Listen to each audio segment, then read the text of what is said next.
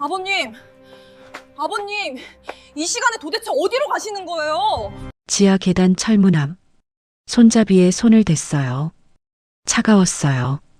안쪽에서 얇은 전기음 소리와 낡은 환풍기 소리가 귓가를 긁었어요. 그리고 냄새. 소독약, 쇠, 그리고 뭔가 더. 코를 찌르는 차갑고 날카로운 냄새. 손잡이를 당기기만 하면 됐어요. 단 한 번만 더 용기를 냈다면, 그 문 안을 봤다면, 아버님을 그 자리에서 끌어냈다면, 모든 게 달라졌을 거예요. 근데 저는 그날 밤 그 철문 앞에서 한 발짝도 내려가지 못했어요. 그리고 사흘 뒤 아버님은 쓰러지셨습니다. 지금부터 들려드릴 이야기는 제가 그 문을 열지 못했던 밤부터 진실을 알게 된 순간까지의 기록입니다. 처음엔 그냥 냄새 하나였어요. 언제부터였는지 정확히는 기억이 안 나요. 어느 날부터인가 아버님 옷에서 낯선 냄새가 나기 시작했어요.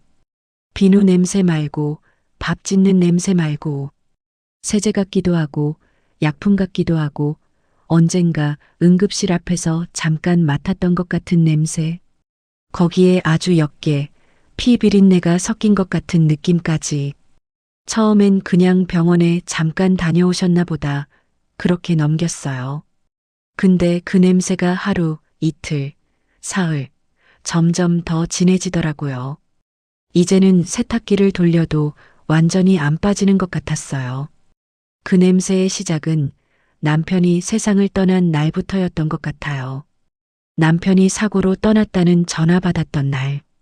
그 뒤로의 일은 지금도 군데군데가 비어 있어요. 병원 복도 바닥, 차가운 타일 촉감, 하얀 조명 아래 굳어 있는 의사 얼굴, 장례식장 천장, 검은 리본, 하얀 국화, 그리고 제 옆에 묵묵히 서 있던 아버님. 장례 끝나고 집에 돌아왔을 때 제 앞에 남은 건 딸 하나, 텅 빈 자리 하나, 그리고 해야 할 일들 뿐이었어요. 생활이 갑자기 헐거워졌다가 한 번에 무너지는 느낌이었어요. 그때 아버님이 그러셨어요. 사람이 살아있는 동안은 어디든 부딪혀 봐야 한다. 그 말이 그땐 그냥 위로처럼 들렸어요. 나중에서야 알았죠. 그 말 속에 아버님이 본인한테 한 말도 섞여 있었다는 걸요. 어떻게든 버텨보려고 했어요. 낮엔 집안일, 밤엔 편의점. 야간 계산대 앞에 서 있다가 해 뜨기 직전에 집에 들어와 세진이 도시락을 싸고 씻고 잠깐 눈 붙이고 그렇게 며칠 몇 주를 살다 보니 몸이 점점 이상해지더라고요. 물건 세다가 숫자가 헷갈리고 계산 버튼을 잘못 누르고 이러다 큰일 나겠어. 사장님이 한숨을 쉬던 날 결국 저는 그 일도 그만두게 됐어요. 집에 돌아오는 길 다리가 생각보다 가벼운 느낌이었어요. 근데 집 문을 열고 들어가자마자 몸보다 마음이 더 주저앉더라고요. 이제 정말 뭐라도 다른 걸 해야겠다. 그렇게 생각은 했는데 머리만 복잡하고 답은 안 나왔어요. 그 즈음부터였어요. 밤 11시 집안에서 낯선 소리가 들리기 시작한 게요. 평소 같으면 세진이 재워놓고 TV 볼까 말까 하다가 그냥 멍하니 앉아 있을 시간. 그 시간쯤 되면 안방에서 문 여는 소리가 들렸어요. 사각, 슬리퍼 끄는 소리, 부엌 쪽으로 가는 발자국, 컵 부딪히는 소리, 수도 물 흐르는 소리. 그리고 아주 짧은 정적. 그때 현관문. 끽. 그 소리가 집 전체를 긁고 나가는 것 같았어요. 현관문 닫히는 소리, 복도 쪽으로 멀어지는 발자국 소리. 처음 하루, 이틀은 잠이 안 오시나 보다 그렇게 생각했어요. 근데 그게 같은 시간에 자꾸 반복되니까요. 그때부터 귀가 그쪽으로 쏠리기 시작했어요. 어느 날 밤이었어요. 세진이가 먼저 말을 꺼냈어요. 엄마, 응? 할아버지, 요즘 밤마다 나갔다 와. 심장이 덜컥하더라고요. 내가 어떻게 알아? 나도 가끔 그 시간에 깨. 근데 말이야, 할아버지 옷에서 나는 냄새가 요즘 좀 이상해. 어떤 냄새? 약 냄새 같기도 하고, 병원 냄새 같기도 하고, 그냥 무서운 냄새. 아이 입에서 무서운 냄새라는 말이 나오니까요. 마음이 확 조여왔어요. 아이 코에도 그 냄새가 이상하게 느껴진다는 게 그때부터 아버님 몸이 다르게 보이기 시작했어요. 처음엔 손등 멍만 보였어요. 어느 날부터인가 손등에 툭툭 검붉은 자국이 올라오기 시작했어요. 근데 잘 보면 그게 단순한 멍이 아니었어요. 손등에는 누가 잡아 비튼 것 같은 자국, 손가락 마디마다 굳은 살과 긁힌 흔적, 손목 안쪽에는 둥글게 돌아간 멍 자국들, 마치 누군가 강하게 움켜쥐었다가 놓은 것 같은 모양이었어요. 팔 옆쪽에는 길게 긁힌 자국이 빨갛게 옅게 남아 있었고, 목 뒤쪽엔 손가락 자국처럼 보이는 퍼진 멍이 연하게 덮여 있었어요. 씻고 나오실 때 살짝 열린 문틈 사이로 보이는 옆구리엔 넓게 번진 누런 멍이 갈비뼈 주변에 퍼져 있는 것 같았어요. 웃으실 때마다 입꼬리는 올라갔는데 한쪽 입술 안쪽이 터져 있는 것도 보였고요. 보고 있으면 그냥 넘어져서 생긴 흔적이 아니라 누군가랑 한 번씩 몸으로 부딪힌 것 같은 흔적들이었어요. 근데 입이 안 떨어지더라고요. 아버님, 이거 뭐예요? 그 말을 입 밖으로 꺼내면 돌아갈 수 없을 것 같았어요. 그래서 그냥 뒤돌아서 문을 닫았어요. 그러고 나니까 더 무서워졌고요. 그날 저녁 일부러 거실에서 늦게까지 안 자고 있었어요. 오늘은 따라가 보기로 결심했습니다. 시계는 밤 10시 반을 넘었고 TV 화면만 반짝일 뿐 내용은 하나도 안 들어왔어요. 귀만 안방 쪽으로 가 있었어요. 11시가 가까워지자 안방 문 여는 소리가 들렸어요. 사각, 슬리퍼 끄는 소리, 부엌으로 가는 발자국, 컵 꺼내는 소리, 물 마시는 소리. 그 다음 조용함. 그리고 현관 쪽으로 향하는 발자국. 아버님이 현관으로 걸어 나와 신발을 신으시는 뒷모습이 보였어요.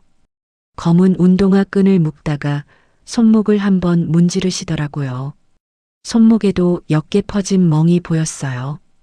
아버님은 아무 말 없이 신발을 신고 문고리를 잡으셨어요. 철컥. 문이 열리고 차가운 공기가 집 안으로 한번 들어왔다 나갔어요. 아버님이 복도 쪽으로 나가시고 문이 닫혔어요. 심호흡을 한번 하고 저도 문을 살짝 열었어요. 형광등 불빛 아래 아버님 뒷모습이 엘리베이터 쪽으로 걸어가고 있었어요. 저는 계단 쪽으로 뛰었어요. 엘리베이터 소리가 내려가는 방향을 듣고 계단을 천천히 그러나 빠르게 내려갔어요.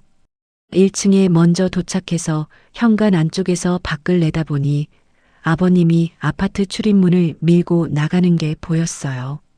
검은 점퍼, 검은 가방. 저는 몇 초 뒤에 조용히 문을 열고 뒤를 따라 나갔어요. 밤 공기가 얼굴을 후려치듯 들어왔어요. 멀리 아버님 뒷모습이 단지 입구를 지나 골목 쪽으로 사라지고 있었어요. 가로등 기둥 뒤 주차된 차 사이 나무 그림자 옆으로 몸을 숨기면서 거리를 유지했어요. 너무 가까이 가면 발소리가 들릴까봐, 너무 멀어지면 놓쳐버릴까봐. 아버님 그림자가 가로등 아래서 길게 늘어졌다가 또 짧아지는 걸 보면서 그 뒤를 밟았어요. 골목 끝 커다란 건물 옆으로 아버님이 돌아 들어갔어요. 쓰레기통, 파이프, 낡은 출입문, 그리고 아래로 꺼진 계단 하나. 아버님이 계단 위에서 잠깐 주변을 보시더니 검은 가방을 더 꽉 쥐고 천천히 아래로 내려가기 시작했어요. 저는 건물 모서리에 몸을 붙이고 살짝 몸을 내밀어 그 모습을 봤어요. 계단 끝 철문이 열리고 철컥하는 소리가 나고 아버님은 그 안으로 사라졌어요. 문틈 아래에서 하얀 빛이 살짝 새어나오고 냄새가 함께 올라왔어요. 소독약, 금속, 축축한 공기, 그리고 설명 안 되는 싸한 느낌. 계단을 한 칸만 더 내려가 볼까 하다가 발이 그 자리에서 딱 굳었어요. 손잡이만 꽉 잡고 계단 중간쯤에서 움직이지 못한 채 서 있었어요. 심장 소리만 계단 아래 어딘가에서 울리는 기계 소리처럼 쿵, 쿵 울리고 있었어요. 그 자리에 한참을 서 있다가 결국 저는 돌아섰어요. 철문을 열 용기가 나지 않았어요. 아니, 솔직히 말하면 무서웠어요. 그 문 안에 뭐가 있는지, 아버님이 거기서 뭘 하고 계시는지 알고 싶으면서도 동시에 알고 싶지 않았어요. 집으로 돌아와 현관문을 열고 들어갔을 때 세진이는 거실에서 자고 있었어요. TV는 꺼져 있고 소파 옆에 엎드려 자는 애 머리카락만 살짝 흔들리고 있었죠. 아버님 방문은 닫혀 있었고요. 불은 꺼져 있었어요. 벽에 기대서서 현관 쪽을 한번 돌아봤어요. 내가 아까까지 서 있던 그 계단이, 그 철문이 아직도 발밑에 남아있는 느낌이었어요. 문틈 아래로 올라오던 냄새까지도 싸한 약품 냄새 같기도 하고 쇠 냄새 같기도 하고 축축한 공기 섞인 냄새. 눈을 감으니까 다시 코끝으로 올라오는 것 같았어요. 그날 밤은 잠이 안 오더라고요. 방에 누워서 천장만 계속 보고 있었어요. 눈만 감으면 지하 계단, 철문, 아버님 뒷모습이 자꾸 떠올랐어요. 다음 날 아침 일부러 늦게 나왔어요. 평소 같으면 제가 먼저 일어나서 밥도 하고 국도 데우고 그랬는데 그날은 그냥 부엌에서 나는 소리 듣고 나왔어요. 식탁에 아버님이 앉아 계셨고 밥상이 차려져 있었어요. 저를 보시면서 익숙한 미소로 말씀하시더라고요. 일어나셨나? 네, 아버님. 자리에 앉는데 그 냄새가 살짝 났어요. 어젯밤 계단 아래에서 맡았던 그 냄새. 아버님 옷에서도 손에서도 희미하게 올라왔어요. 어제 늦게 들어오셨어요? 아버님이 밥을 뜨다가 잠깐 그 손을 멈추고 저를 보셨어요. 응, 좀 늦었지. 요즘은 자주 늦으시는 것 같아서요. 제가 그렇게 말하니까 아버님이 허리를 조금 곧게 세우더니 살짝 웃으셨어요. 밤에 바람 쐬고 오면 잠이 조금 나거든. 말은 그렇게 하는데 웃을 때 팔꿈치에 힘이 들어가고 옆구리를 살짝 누르시더라고요. 그 손등, 그 손목. 눈에 익은 멍들이 하나 둘 더 들어 있었어요. 손가락 마디마다 박혀 있는 굳은 살, 손목 안쪽에 둥글게 돌아간 자국들까지. 입이 목까지 올라왔다가 거기서 딱 멈췄어요. 아버님, 그거 다 뭐예요? 그 말을 차마 꺼내지 못했어요. 아버님이 안방으로 들어가시고 나서야 저는 휴대폰을 들었어요. 어젯밤 봤던 건물 위치를 머릿속으로 다시 더듬었어요. 단지에서 나오면 편의점 하나 지나서 큰 길 안쪽으로 조금만 들어가면 나오는 골목. 길 이름을 대충 찍어서 지도에 검색을 해봤어요. 화면에 낯선 이름이 하나 떴어요. 한빛지원센터 B동. 무슨 센터인지 이름만 봐서는 잘 모르겠는 곳이었어요. 눌러보니까 이상했어요. 주소만 덜렁 적혀 있고 사진도 없고 리뷰도 하나도 없었어요. 지도 아이콘 색도 다른 건물들보다 조금 흐릿했어요. 오래전에 등록만 해놓고 지금은 거의 손이 안 타는 곳처럼 표시돼 있었어요. 조금 더 내려보니까 예전에 쓰였던 이름들이 흐릿하게 남아 있었어요. 한빛연구동, 한빛보조동. 뭔가 연구를 하고 뭔가를 보조하던 건물 같았는데 지금은 딱히 어떤 건지 알 수 없는 이름들. 소개 글이라고 떠 있는 건 한 줄이 다였어요. 지역지원센터 부속동, 운영정보 없음. 말 자체는 하나도 이상한 게 없는데 그 아래에 작게 붙어 있는 글자들이 더 눈에 들어왔어요. 사진 없음, 리뷰 없음, 최근 이용자 기록 없음.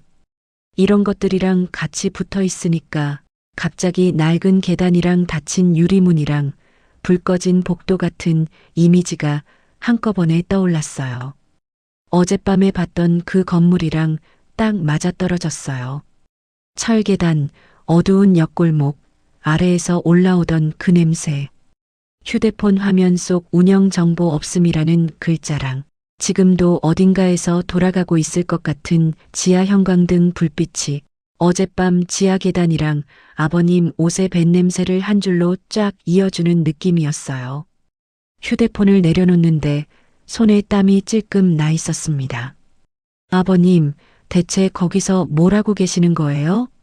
그날 오후 세진이 학원 데려다주고 바로 집으로 안 가고 조금 돌아가 보기로 했어요. 마음속으로는 안 가고 싶다고 하면서도 발은 그쪽 골목으로 가고 있더라고요.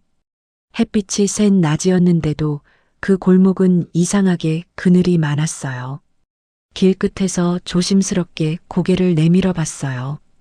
어젯밤 봤던 그 건물, 낮에 보니까 더 낡아 보였어요. 간판은 반쯤 떨어져 있고 한빛지원센터 비동이라는 글씨는 해에 발에서 군데군데 지워져 있었어요. 창문들은 먼지가 잔뜩 끼어 있어서 안쪽이 잘 안 보였고 유리문 한쪽에는 종이가 겹겹이 붙어 있었어요.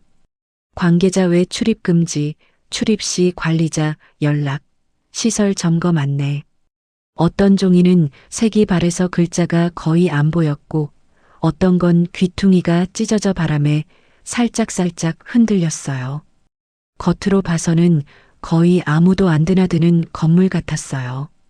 근데 건물 한쪽 벽면에는 낡은 파이프가 얽혀 있고 그 옆으로 어제 봤던 지하 계단 난간이 살짝 보였어요.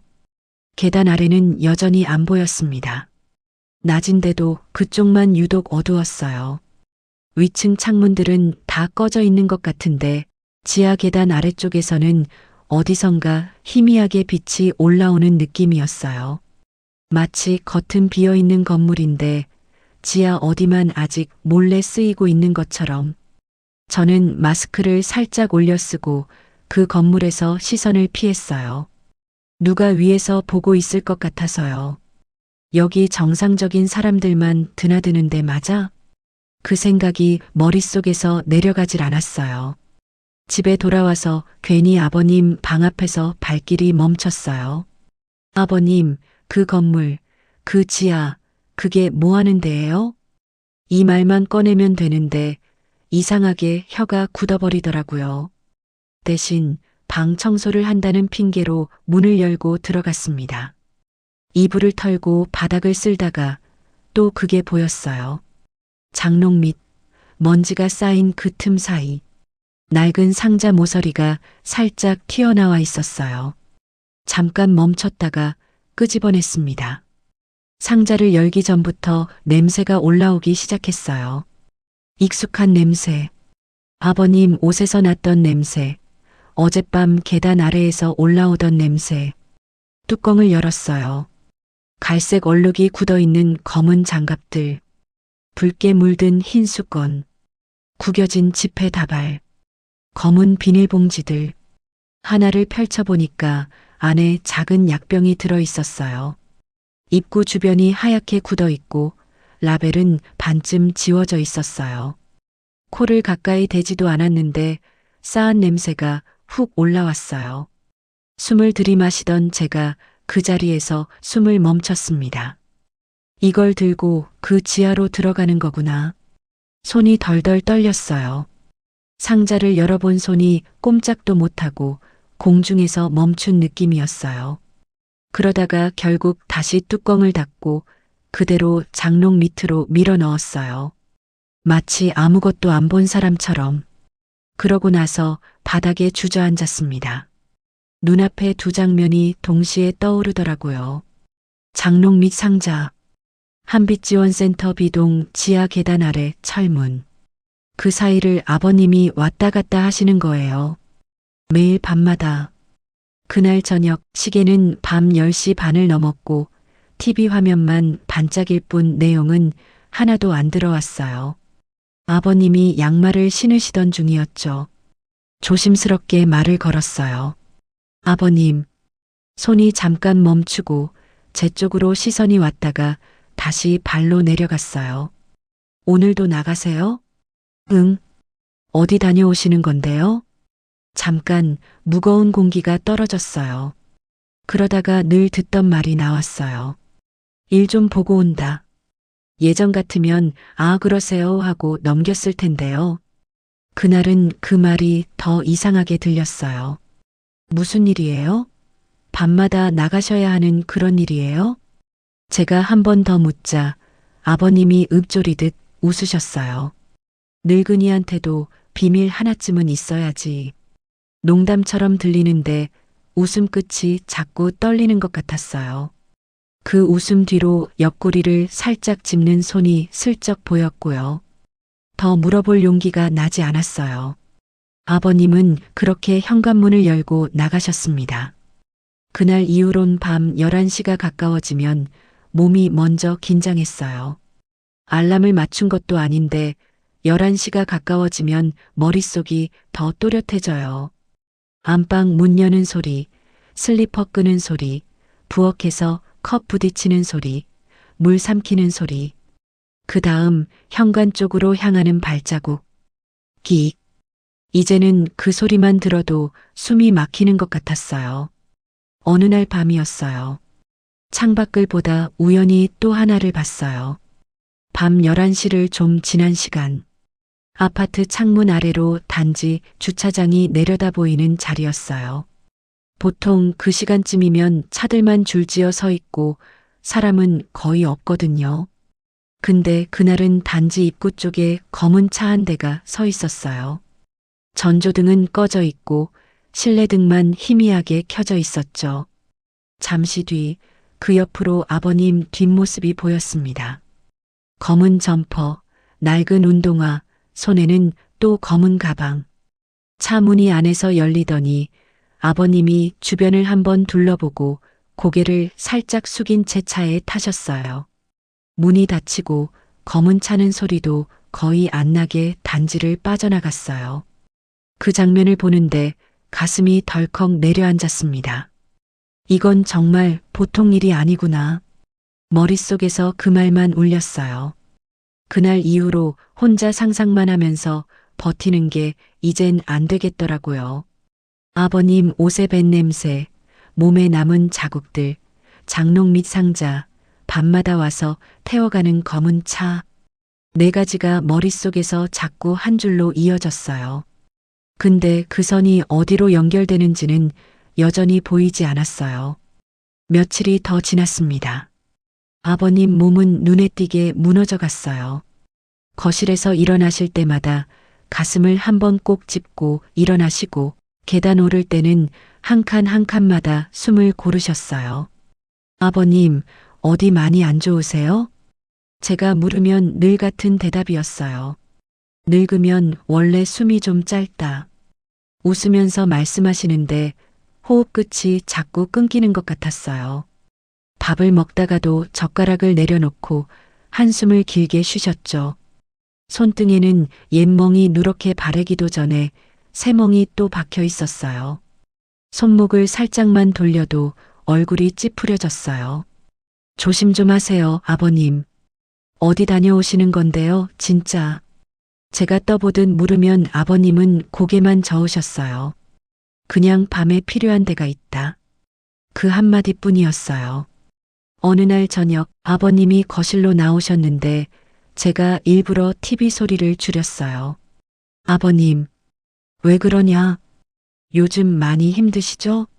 제가 갑자기 그런 말을 하니까 아버님이 고개를 살짝 기울이셨어요. 왜 그런 말을 해? 그냥 요즘 많이 피곤해 보이셔서요. 늙으니까 그렇지 뭐.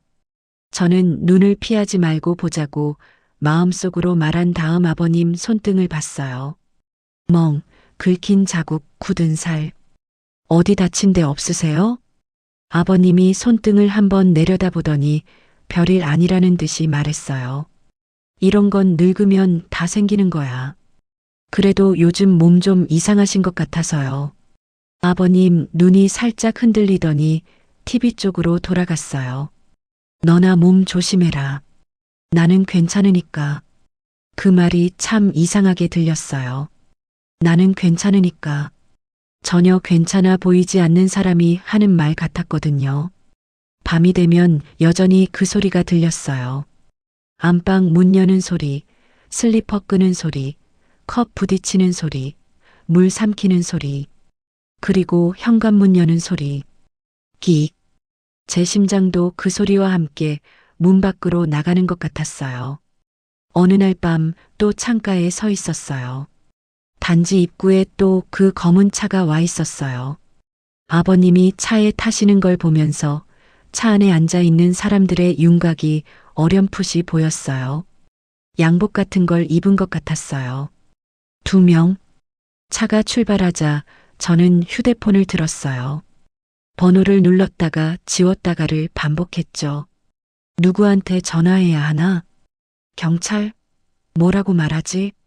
우리 아버님이 밤마다 검은 차 타고 어디론가 간다고? 그게 무슨 문제가 되나? 입 밖으로 꺼낼 수 있는 말이 하나도 없었어요. 그냥 의심만 있고 증거는 없고 물어볼 용기도 없었어요. 며칠 뒤였어요. 마트에서 장을 보고 돌아오는 길에 또 그 골목을 지나갔어요. 낮인데도 그 건물 앞은 여전히 어두웠어요. 한빛지원센터 B동. 이번엔 건물 옆에 사람이 2명 서 있었어요. 양복 입은 남자. 저는 고개를 돌려 그냥 지나갔는데 뒤에서 목소리가 들렸어요. 오늘 밤도 오신대. 나이가 있으신데 대단하시긴 해. 그 말이 귀에 꽂혔어요. 오늘 밤도 오신대. 아버님 얘기인가? 발걸음을 멈추고 뒤를 돌아보려다가 참았어요. 그냥 빨리 그 자리를 벗어났습니다. 그날 밤도 똑같이 시작됐어요. 안방 불이 꺼지고 부엌에서 컵 부딪히는 소리, 물 마시는 소리, 잠깐의 정적, 그리고 현관문 여는 소리. 아버님. 현관 앞에 서 있던 아버님이 잠깐 멈추더니 뒤를 돌아봤어요. 현관등 아래 얼굴이 유난히 더 하얗게 보였어요. 오늘은 그냥 쉬시면 안 돼요? 제 목소리가 제 귀에도 떨려 들렸어요. 아버님이 저를 잠깐 보다가 툭 웃으셨어요. 하루 이틀 나가다 말 일이 아니다. 어디 그 일 아니면 안 되는 거예요? 제가 겨우 묻자 아버님 눈빛이 조금 어두워졌어요. 너 봤구나. 숨이 턱 막혔어요. 거기 지하 조금. 말끝이 흐려졌어요. 아버님이 고개를 잠깐 떨구었다가 다시 들었어요. 괜히 본 거다 거긴. 그 밑은 내가 혼자 내려가면 되는 데다. 그게 무슨 말이에요? 너는 모르는 채로 살아라. 목소리가 낮고 떨렸어요. 저를 밀어내는 말 같은데 이상하게 가려주는 말처럼 들렸어요. 그 말을 남기고 아버님은 현관문을 열고 나가셨어요. 슬리퍼 끄는 소리, 복도 끝으로 멀어지는 발자국. 다음 날 아침 아버님이 거실로 나오셨을 때 깜짝 놀랐어요. 얼굴이 전날보다 훨씬 더 하얗게 보였거든요. 입술색도 옅어져 있었고 눈 밑에는 검은 그림자가 짙게 내려앉아 있었어요. 아버님, 오늘은 쉬세요. 아니다, 괜찮다. 얼굴이 너무 안 좋아 보여요. 늙은이 얼굴이 원래 그렇지. 그렇게 말씀하시면서도 식탁 의자를 잡고 천천히 앉으셨어요. 의자 등받이를 꽉 잡고 계시는 손등이 하얗게 질려 있었어요. 밥을 드시는데 젓가락질이 평소보다 느렸어요. 반찬을 집으시다가 손이 미세하게 떨리는 게 보였어요. 아버님, 왜 그러냐? 오늘 밤은 정말 쉬세요. 제발이요.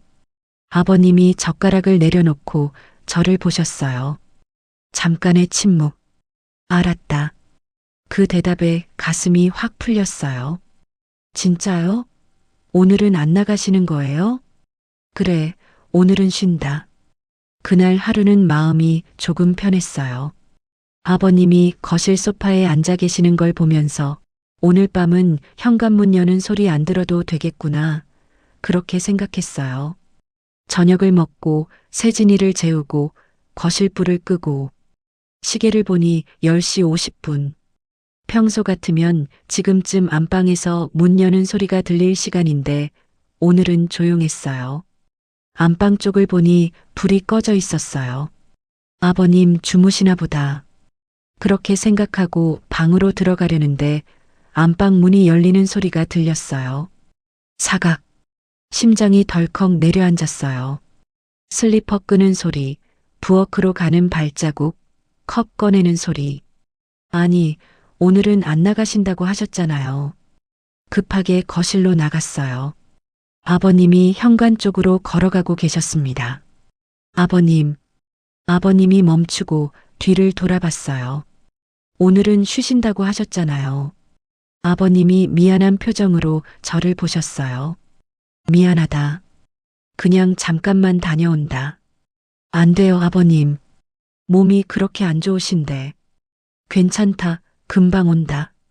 제발요, 아버님. 오늘 하루만이라도요. 제 목소리가 떨렸어요.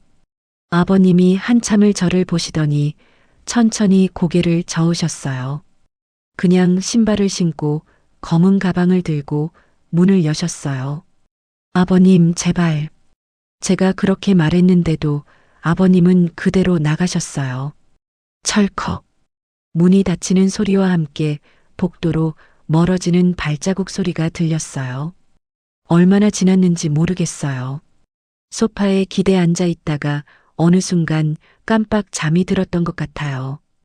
휴대폰이 탁자 위에서 떨리는 소리가 세상 끝 소리처럼 들렸어요. 모르는 번호. 그래도 딱 감이 왔어요. 여보세요? 제 목소리가 낯설게 느껴졌어요. 서울 성형구 장미동 37-12에 사시는 강 어르신 댁 맞으시죠? 낯선 남자 목소리, 딱딱한 톤. 네, 그런데요. 보호자분 되세요? 보호자.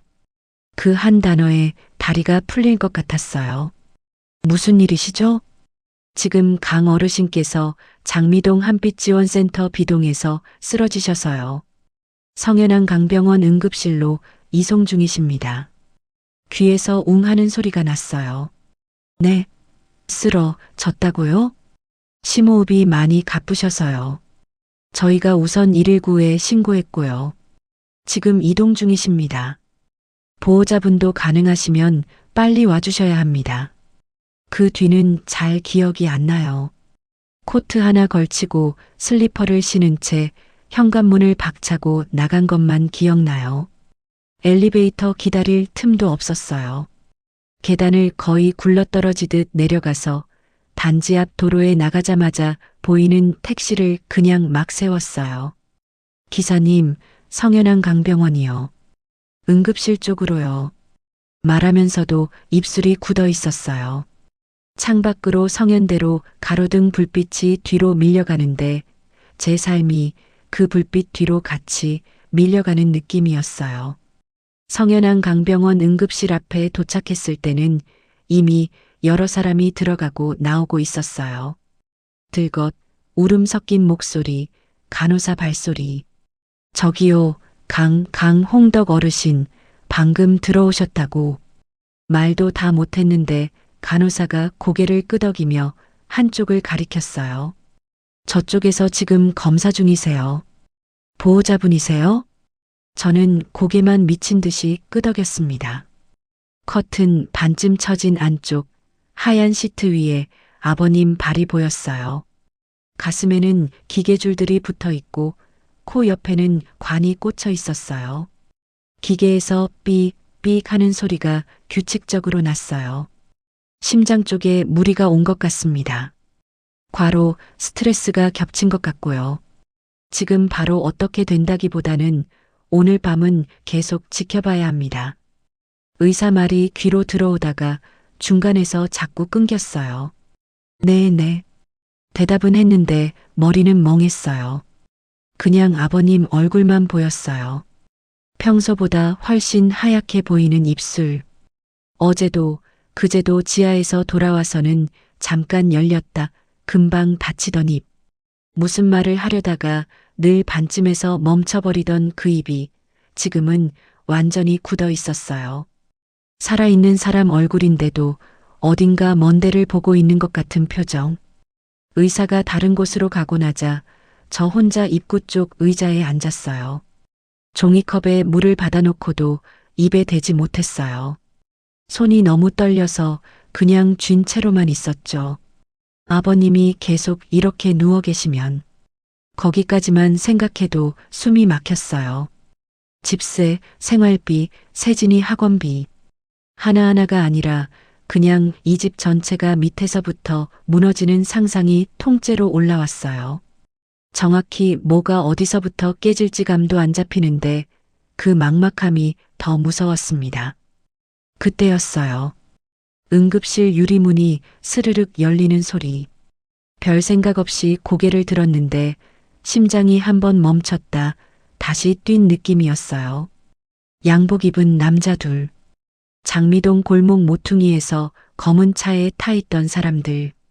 우리 아파트 단지 입구에서 멀찍이 서 있던 그 얼굴들.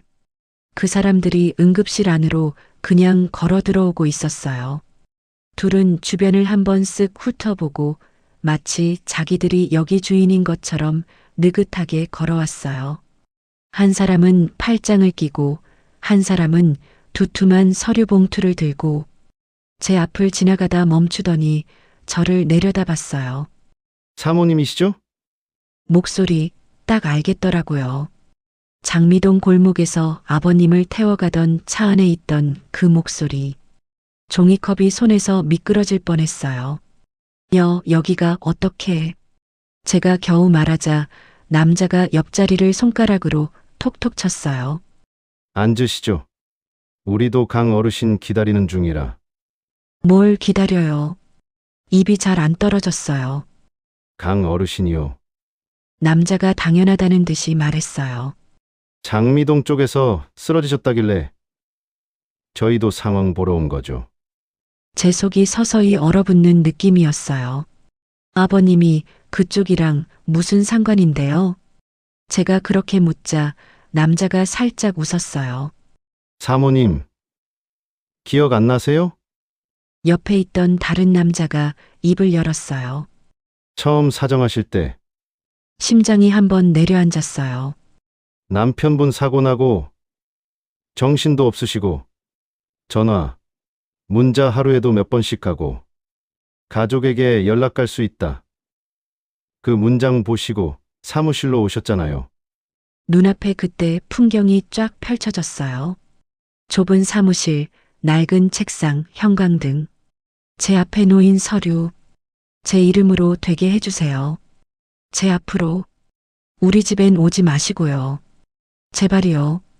그때 제가 했던 말들이었어요. 남자가 그때를 그대로 꺼내 보여주듯 말을 이어갔어요. 그래서 저희가 제안 드렸잖아요. 사모님 혼자 감당하기엔 조금 크니까 어르신이 옆에서 조금만 몸으로 도와주시면 조용히 정리될 거라고. 몸으로. 그 단어 하나가 머리를 탁 치고 지나갔어요. 그게 이런 식인 줄은. 제가 중얼거리자 남자가 어깨를 으쓱했어요. 세상에 좋은 일만 있는 줄 아셨어요? 밤에 어르신이 나가시는 건 사모님하고 세진 양이 집에서 편하게 자는 대신이었던 거죠. 남자가 목소리를 낮췄어요. 냉동고 열고 눕혀둔 사람들 자세 바로 잡고 흰 천 다시 곱게 덮어주고 바닥 닦고 철문 잠그는 일. 머릿속이 새하얘졌어요. 냉동고, 눕혀둔 사람들, 흰천, 병원도 아니고 정식 장례식장도 아닌데요? 누군가는 그런 곳에서 뜻 정리를 해줘야 돈이 돌아가는 구조거든요. 심장이 쿵 내려앉았어요. 아버님이 밤마다 내려가던 그 지하가 그런 곳이었다는 거. 죽은 사람들이 누워있는 곳. 그곳에서 아버님이 혼자 밤새 일하고 계셨다는 거. 제 빚 때문에. 근데 어르신이 이렇게 누워버리시면 남자가 손에 든 서류 봉투를 슬쩍 흔들었어요. 이게 다시 사모님 앞으로 돌아오는 거예요. 여기엔 주소도 있고, 예전 직장도 있고, 아이 학교도 있고, 그 말 끝에 짧은 침묵이 떨어졌어요. 우리는요, 사모님 가족이 불편해지는 걸 진심으로 원하지 않습니다. 말은 공손한데 귀에는 협박으로만 들렸어요. 그래서 제일 좋은 건 지금처럼 조용히 계속 도와주시는 거죠. 어르신이 못 움직이시면 남자가 저를 똑바로 보며 말했어요. 이제는 사모님이 조금만 수고해 주셔야죠. 눈앞이 휙 돌았어요. 머릿속에서는 지하 계단, 철문, 형광등, 검은 장갑, 흰 천 아래 가만히 누워있던 사람들. 그 장면들이 뒤섞여 튀어나왔어요. 싫어요. 제 입에서 반사적으로 튀어나왔어요. 저 못해요. 저는 그런 거 못해요. 남자가 잠깐 묵묵히 저를 보더니 피식 웃었어요. 그럼 어떻게 하실 건데요? 조금 떨어진 곳에서 삐 하는 기계 소리가 살짝 빨라진 듯 들렸어요. 커튼 너머 아버님 발이 살짝 보였어요. 어르신이 일어나시면 다시 밤마다 나가 주실 수도 있겠죠. 근데 남자가 조용히 말했어요. 못 일어나시면요? 그 말 한마디에 머릿속이 새하얘졌어요. 아버님이 눈을 떠도 무섭고 못 떠도 무서운 상황. 그리고 둘 다 제 탓 같은 기분. 응급실 안쪽에서 기계 소리가 잠깐 바뀌었어요. 삐. 간호사가 뛰어가고 의사들이 몰려 들어갔어요. 저는 의자 끝에 앉은 채 움직이지 못했어요. 한쪽에서는 아버님 숨을 기계가 대신 세고 있고 다른 한쪽에서는 양복 입은 남자가 제 숨을 말로 조이고 있었어요. 그 순간 머릿속에 떠오른 생각은 딱 하나였어요. 이제 정말 내가 내려가야 하는 걸까? 그 생각 하나만 떠올랐는데도 온몸이 싸늘하게 식었어요. 기계 소리가 갑자기 커졌어요. 삐. 간호사들이 뛰어들어가고 의사도 같이 몰려갔어요. 보호자분, 잠깐만 밖에 계세요. 누가 그런 말 했는지도 잘 기억이 안 나요. 다리가 풀려서 응급실 벽에 그냥 기대 서 있었어요. 머릿속에는 아까 그 생각만 맴돌았어요. 내가 내려가야 하나. 그 생각을 한 자신이 너무 싫었어요. 얼마나 지났는지 모르겠어요. 어느 순간 기계 소리가 조금 잦아들고 의사가 커튼을 젖히고 나왔어요. 일단 고비는 넘기셨습니다. 지금은 의식도 돌아오는 중이에요. 그 한마디에 숨이 툭 나갔어요. 살았구나. 근데 살아있는 얼굴을 볼 자격이 나한테 있나? 그 생각이 바로 따라왔어요. 보호자분, 잠깐 얼굴 보고 오셔도 돼요. 간호사 말에 다리가 후들거리면서도 커튼 안으로 들어갔어요. 침대 위에 아버님이 누워 계셨어요. 코에는 산소줄, 가슴에는 패치, 옆에서는 기계가 조용히 삐 소리를 내고 있었어요. 아버님 눈꺼풀이 조금씩 떠올랐어요. 아버님, 부르는 순간 목이 먼저 울컥 막혔어요. 아버님이 힘겹게 눈을 더 뜨고 저를 봤어요. 아버님, 죄송해요. 진짜 다 제 잘못이에요. 말이 그냥 쏟아졌어요. 남편 죽고 제가 겁나서 제 이름으로만 해달라고 하고 집에는 오지 말라고 빌고 그래서 그 사람들이 아버님한테 간 거잖아요. 저 때문에 아버님이 밤마다 그 일을 버티신 거잖아요. 저는 살겠다고 발버둥만 쳤고 정작 무너진 건 아버님 몸이잖아요.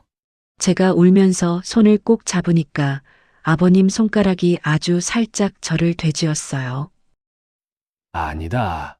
숨이 끊기듯 나오는데도 그 말은 분명했어요. 내 잘못. 아니다. 눈물이 더 났어요. 사람, 살다 보면 잘못. 한 번은 한다. 숨을 한 번 고르고 조금 더 힘을 줘서 말씀하셨어요. 그 다음에 어떻게 사는지가 더 중요하다. 너 지금부터 잘 살면 된다. 그 말을 듣는데 가슴이 찢어지는 것 같았어요.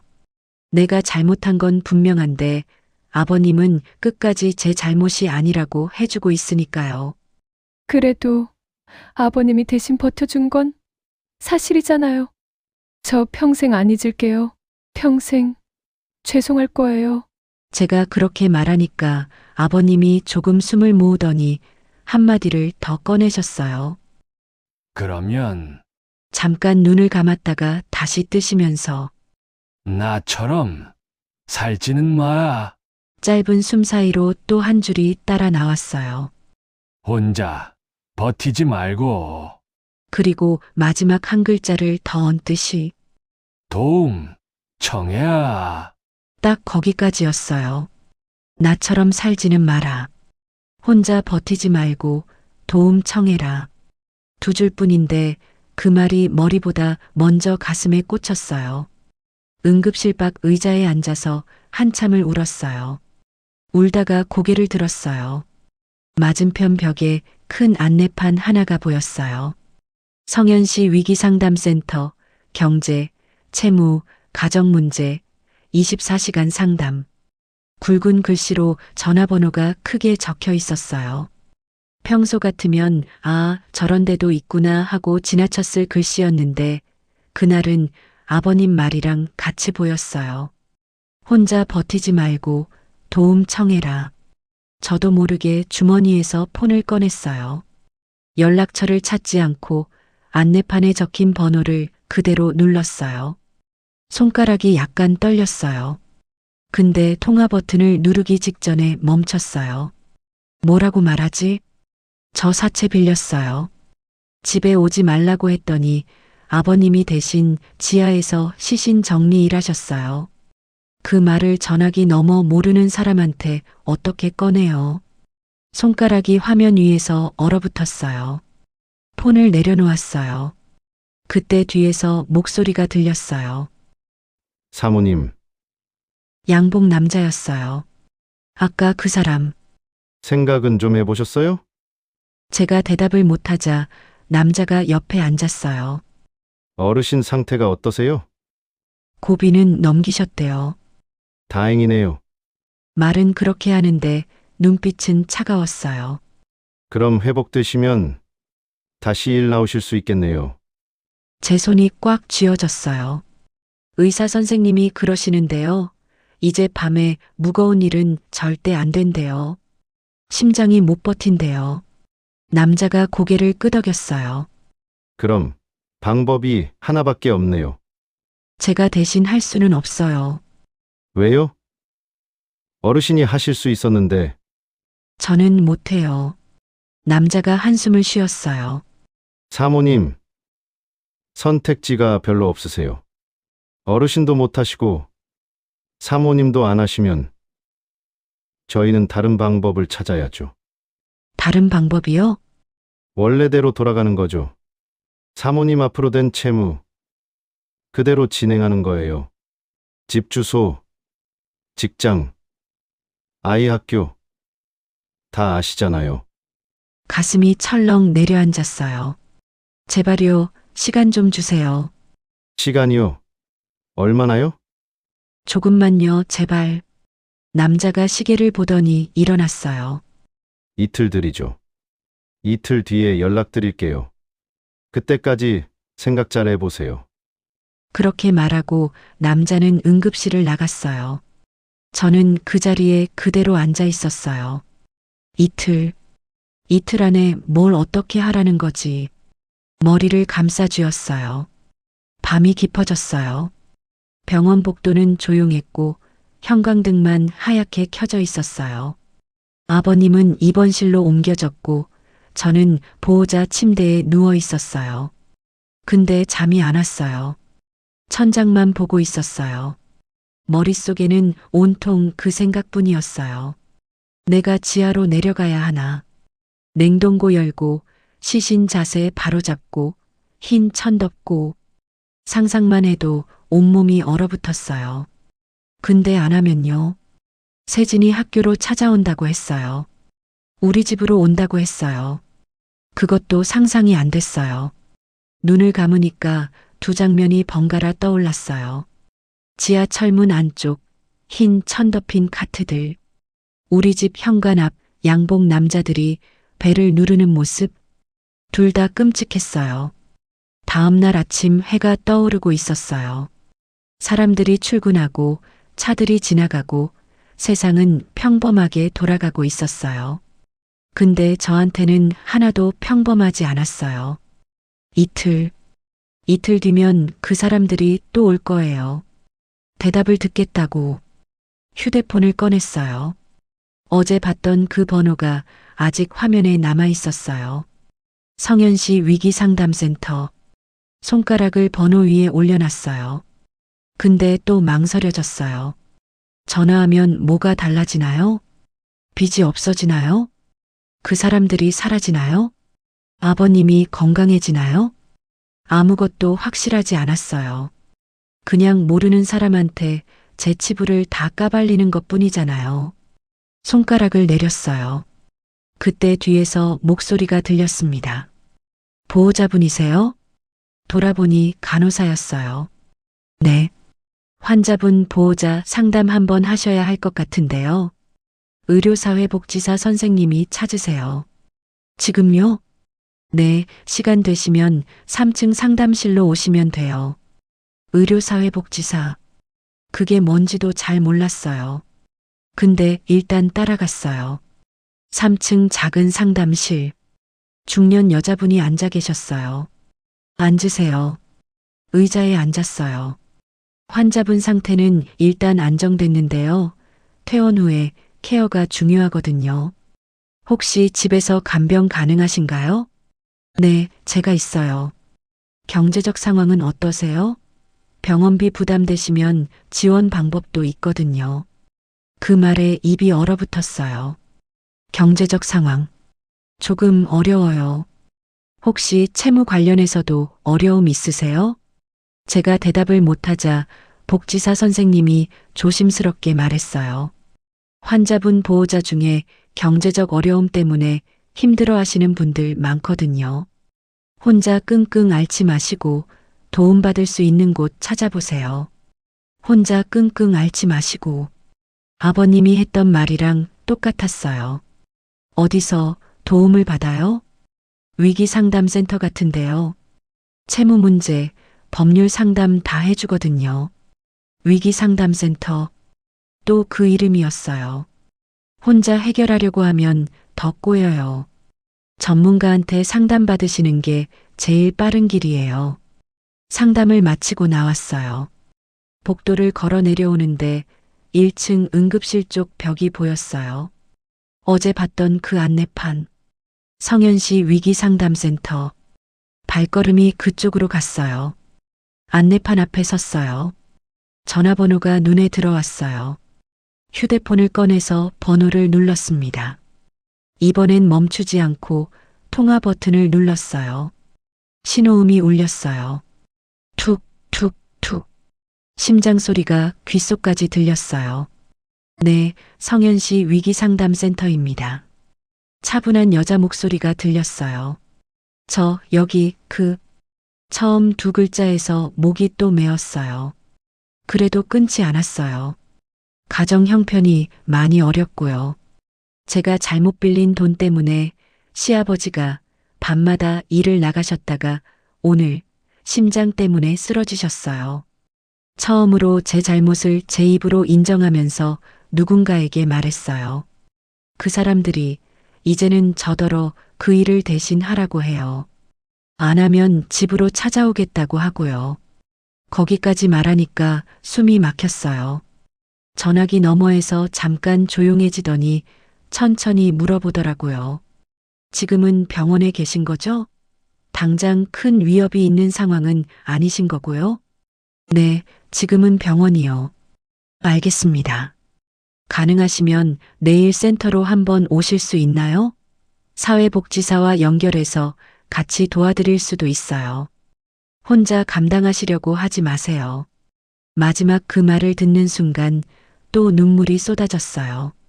근데 이번에는 조금 달랐어요. 무서워서만 우는 눈물이 아니라 아버님 말대로 정말로 도움 청한 눈물이었으니까요. 저 혼자만 알고 있던 잘못, 아버님 몸만 알고 있던 고생을 이제는 누군가 한 사람에게라도 나눠준 것 같아서요. 폰을 내려놓고 복도 창밖을 보면서 속으로 중얼거렸어요. 아버님, 이제부터는 저도 혼자 안 버틸게요. 아버님이 버틴 시간 그냥 헛되게 안 만들게요. 다음 날 아침 눈을 떴는데 몸이 돌덩이처럼 무거웠어요. 그래도 병원에 들르기 전에 한 군데를 먼저 가야 했어요. 성현시 위기상담센터. 어제 벽에 붙어 있던 그 번호, 제가 울면서 전화 걸었던 그곳. 센터 문을 열자 따뜻한 공기랑 종이 냄새가 같이 났어요. 어제 전화 주셨던 분이죠? 제가 이름을 말하자마자 직원분이 알아보셨어요. 작은 상담실로 들어가 의자에 앉았어요. 천천히 말씀하셔도 괜찮아요. 그 말이 나오니까 또 눈물이 고였어요. 그래도 이번엔 숨을 한번 크게 들이쉬고 정리해서 얘기하려고 했어요. 남편이 사고로 죽고 나서요. 수입이 끊기니까 제가 사채 비슷한 데서 돈을 빌렸어요. 처음에는 괜찮은 줄 알았는데 금리가 계속 올라가고 무서운 문자가 오고 집으로 온다는 말이 나오니까 제가 겁이 나서 목이 한번 막혔어요. 제 앞으로만 해달라고 하고 집에는 오지 말아달라고 빌었어요.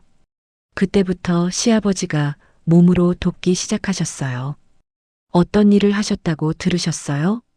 상담사분 목소리가 크지 않았는데도 조심스러웠어요. 처음엔 밤에 시설 정리라고만 들었어요. 근데 지하로 내려가는 계단, 냄새, 장갑, 아버님 손에 남은 멍들. 어제 그 사람들이 대놓고 얘기했어요. 냉동고 열고 사람들 자세 바로잡고 흰 천 덮어주고 철문 잠그는 일이라고요. 병원도 아니고 정식 장례식장도 아닌데. 그 말을 꺼내는데 손이 떨렸어요. 허가도 안 받은 지하에서 시신을 보관하고 정리하는 일을 아버님한테 시키고 있었던 것 같아요. 상담사분이 잠깐 눈을 감더니 천천히 고개를 끄덕였어요. 정확한 구조는 조사를 해봐야겠지만요. 지금 말씀만 들어도 허가받지 않은 지하 공간에서 시신을 보관하고 정리하게 한 거고 거기에 불법 추심이랑 강요가 얹힌 상황이에요. 그 말에 숨이 조금 가라앉았어요. 우선 혼자 대응하시면 안 돼요. 사채 부분은 법률 상담이랑 같이 보고 어르신이 일하신 곳은 경찰하고 지자체 쪽이 같이 들어가야 해요. 근데 제가 신고하면 아버님이 더 다치지는 않을까요? 제가 그게 제일 걱정됐어요. 이미 심장이 위험한 상태까지 오셨어요. 이대로 두면 더 위험해질 가능성이 큽니다. 이제 그만해야 한다는 말, 아마 어르신 본인도 하고 싶으실 거예요. 그 말에 어제 들었던 아버님 목소리가 겹쳤어요. 나도 이제 안 간다. 나처럼 살지는 마라. 혼자 버티지 말고 도움 청해라. 상담은 생각보다 오래 걸리지 않았어요.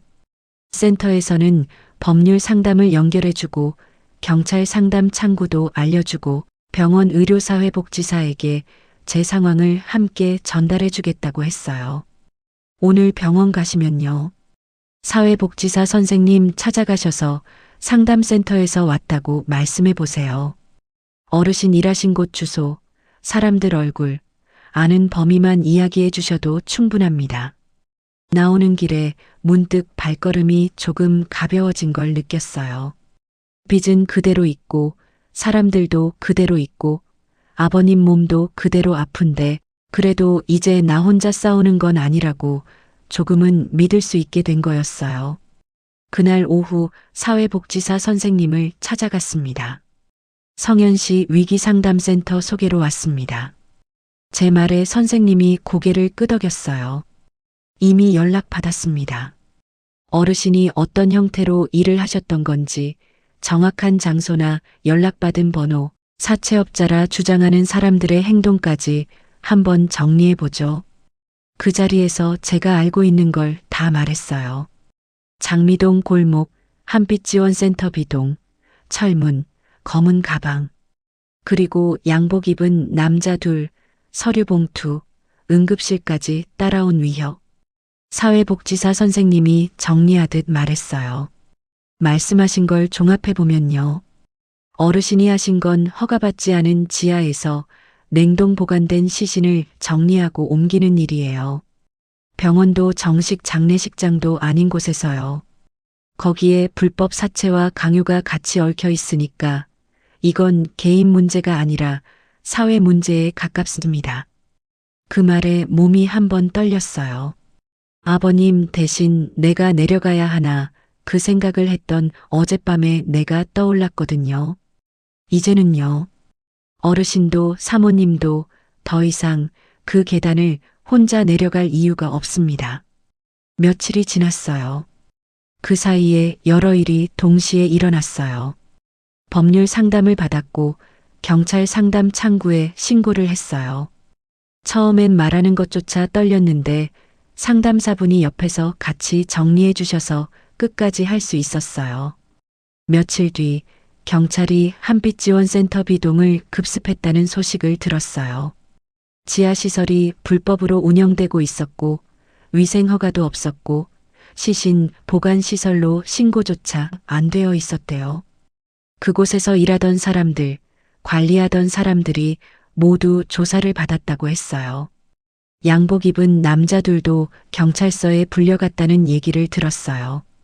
그 뒤로 전화가 뚝 끊겼어요. 협박 문자도 찾아온다는 연락도 아무것도 오지 않았습니다. 법률 상담을 통해 이자 제한이 걸리고 불법 추심이 인정되면 더 이상 그렇게 집요하게 못 붙는다는 얘기도 들었어요.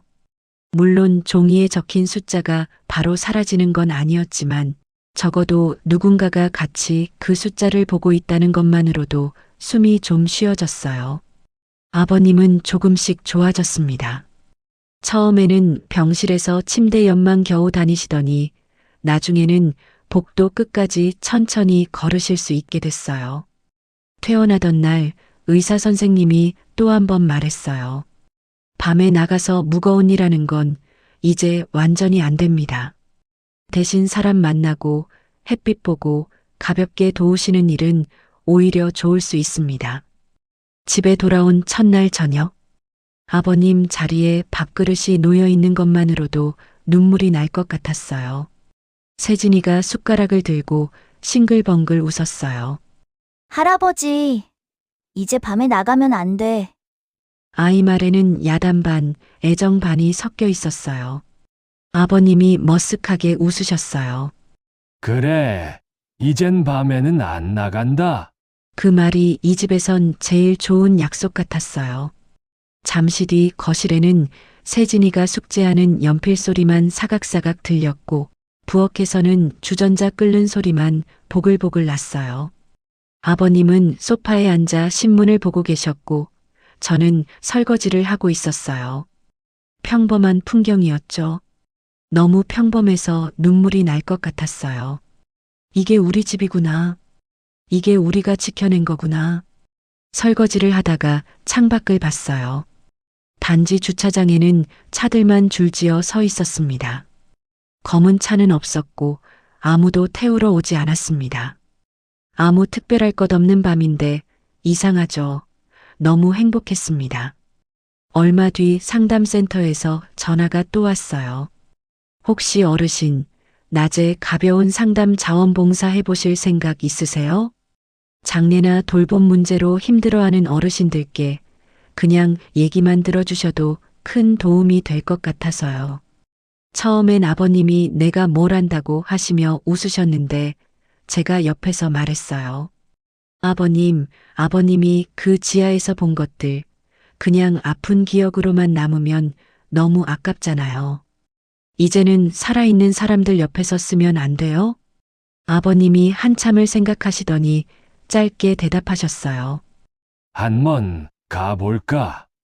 그날 이후로 아버님은 일주일에 2번 정도 성현시 위기상담센터 작은 방에 앉아 계셨어요. 힘들게 남편 보내고 온 아주머니들, 혼자 사는 어르신들, 막막한 사람들. 그 사람들 얘기를 묵묵히 들어주시고 가끔씩 이렇게 한마디 하셨어요. 나도 지하 계단 같은데 한번 내려가 봤어. 근데 말이야, 거기서 다 끝난 줄 알았는데 살아 올라오는 길도 있더라고. 그 말을 듣는 사람들 얼굴이 조금씩 풀어지는 걸 옆에서 본 적이 있어요. 그때 깨달았어요. 아버님이 그동안 내려가던 자리가 이제는 누군가를 위로해주는 자리로 바뀌고 있다는 거리요. 어느 날 아버님이 상담센터에서 돌아오시면서 말씀하셨어요. 오늘 내 얘기를 듣던 할머니가 그러시더라. 당신 덕분에 용기가 났다고. 이제 혼자 끙끙 앓지 않겠다오. 아버님 목소리가 조금 떨렸어요. 그 말 듣는데 가슴이 뭉클하더라. 지하에서 내가 한 일들이 그냥 버린 시간이 아니었구나. 그런 생각이 들었어. 저도 눈물이 났어요. 아버님이 버티신 시간 하나도 헛되지 않았어요. 이제는 그 시간이 누군가를 살리는 시간으로 바뀌고 있잖아요. 아버님이 조용히 웃으셨어요. 그러게. 저는 낮에 짬을 내서 위기상담센터에서 운영하는 재무 교육을 듣기 시작했어요. 돈 관리하는 법, 빚에서 벗어나는 법, 작은 수입이라도 안정적으로 만드는 법. 처음엔 부끄러워서 들어가기 싫었는데 막상 가보니 저 같은 사람들이 많았어요. 혼자 버티다가 무너진 사람들, 도움 청하는 법을 몰랐던 사람들, 이제야 다시 일어서려는 사람들. 그 사람들 사이에 앉아 있으니까 조금 덜 외로웠어요. 몇 달이 지났습니다. 빚은 여전히 남아 있었어요. 근데 이젠 그 숫자가 조금씩 줄어들고 있었어요. 법률 상담 덕분에 이자가 줄었고 제가 낮에 작은 일을 시작하면서 조금씩 갚아나가고 있었어요. 느리지만 확실하게. 어느 날 저녁 밥을 먹다가 세진이가 물었어요.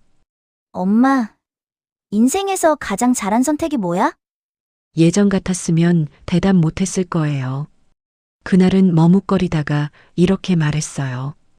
혼자 버티겠다는 생각, 버린 거. 세진이가 고개를 끄덕이더니 다시 물었어요. 그럼 가장 후회 안 하는 건? 창밖을 보다가 슬쩍 웃었어요. 그래도 붙잡은 사람들. 아버님, 너 그리고 나 자신까지 끝까지 놓지 않은 거. 아버님도 조용히 숟가락을 내려놓고 말씀하셨어요. 나도 생각해보면 말이다. 제일 잘한 건 쓰러졌을 때 다시 일어나는 거 포기 안 한 거고, 제일 덜 후회하는 건 늙었다고 그냥 포기하지는 않은 거다. 그 말을 옆에서 듣는데 눈물이 또 핑 돌았어요. 이야기 처음에 지하 계단 앞에서 떨면서 서 있던 제가 떠올랐거든요. 아무것도 모르고 아버님 뒷모습만 보던 제가 이제는 같이 앉아서 그 시절 얘기를 조금씩 말로 꺼낼 수 있는 사람이 된 거예요. 지금도 가끔 그 골목을 지나갈 때가 있어요. 한빛지원센터 B동. 지금은 완전히 폐쇄됐어요. 철문에는 경찰 봉인 테이프가 붙어 있고 계단 입구는 철판으로 막혀 있어요. 그 앞을 지날 때마다 생각해요. 저 안에서 아버님이 얼마나 외로웠을까? 얼마나 무서웠을까? 근데 동시에 이런 생각도 들었어요. 그 어둠 속에서도 아버님은 우리를 지키려고 버티셨구나. 그리고 이제는 그 경험이 다른 사람들을 살리는 빛이 되고 있구나. 얼마 전 아버님이 상담센터에서 돌아오시면서 이런 말씀을 하셨어요. 오늘 젊은 사람이 왔더라. 30대 남자였는데 혼자 빚 때문에 너무 힘들다오. 그래서요? 내가 그 사람한테 그랬어. 나도 그랬다고. 내 며느리도 그랬다고. 근데 혼자 안 버티고 도움 청하니까 길이 보이더라고. 그 사람이 뭐래요? 울더라. 그러더니 상담 신청하고 갔어. 아버님 얼굴에 조용한 미소가 번졌어요. 내가 겪은 게 헛되지 않는구나. 그런 생각이 들더라. 저도 웃었어요. 당연하죠. 아버님이 버티신 시간이 지금 누군가의 희망이 되고 있는 거예요. 밤 11시. 거실 시계가 그 시간을 가리켰어요. 예전 같으면 현관문 여는 소리가 들렸을 시간. 근데 지금은 조용했어요. 세진이는 방에서 자고 있고 아버님은 소파에서 책을 보고 계시고 저는 부엌에서 내일 아침 반찬을 준비하고 있었어요. 주전자에서 물 끓는 소리만 보글보글 들렸어요. 그냥 평범한 밤이었어요. 이 평범함이 얼마나 소중한지 이제는 알아요. 지금까지 제 이야기 잘 들으셨나요? 혹시라도 이야기를 들으면서 나갔기도 하다 싶으신 분이 계시다면요. 한 번쯤은 본인 편을 밖에서 한 명 더 만들어 보셨으면 좋겠어요. 상담센터든 지인 한 사람이든 가족 한 사람이든 그게 그 지하에서 올라오는 첫 발걸음이 될 수 있으니까요. 혼자 버티는 게 용기가 아니에요. 도움 청하는 게 진짜 용기예요. 아버님이 제게 주신 가장 큰 선물은 바로 그 깨달음이었어요. 여러분, 나이 들어도 인생의 주인공은 바로 당신입니다. 포기하지 마세요. 도움을 청하세요. 그리고 다시 일어서세요. 저희 가족처럼요. 구독과 좋아요는 무료이자 항상 큰 힘이 됩니다. 이 이야기를 어디 지역에서 듣고 계신지 댓글로 남겨주시고 서로 응원해주세요. 제 이야기 끝까지 들어주셔서 감사합니다. 다음에는 더 좋은 이야기로 찾아뵙겠습니다.